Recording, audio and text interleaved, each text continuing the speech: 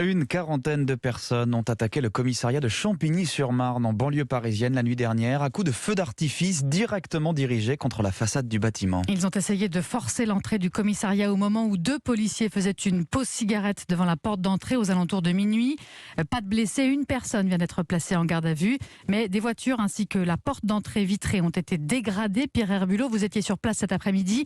Tout le quartier a été secoué cette nuit par l'attaque. Oui, puisqu'elle a été extrêmement bruyante et soudaine. En plein cœur de la nuit, les puissantes détonations des feux d'artifice tirés par des mortiers ont résonné contre les façades des grandes tours.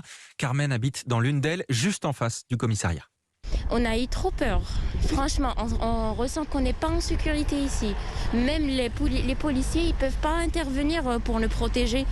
Non, on circule mal partout. C'est pas la première fois qu'on voit ces scènes-là. Il y a eu la même chose, ça fait presque un mois. On a peur pour nos enfants. Devant les vitres cassées, Youssouf vient constater en vrai ce qu'il a vu à la télévision. Si le décor n'a finalement rien d'une scène de guerre, cet ancien du quartier n'en est pas moins choqué par le symbole visé. Vraiment, c'est impressionnant. C'est la police, quand même, ils nous protègent. Ils protègent la population, ils protègent les biens des citoyens. C'est très grave. Un commissariat régulièrement ciblé par les jeunes, mais pas pour du trafic, promet l'un d'entre eux. Cette colère fait suite à une interpellation qui a mal tourné en début de semaine. Ils ont cartonné un mec, un petit jeune du quartier. Ils l'ont foncé dedans, ils l'ont cassé le fémur. Ils l'ont cassé le fémur. Et après, eux, quand ils se font arroser 2-3 mortiers, ils font comme s'il y avait un truc de fou.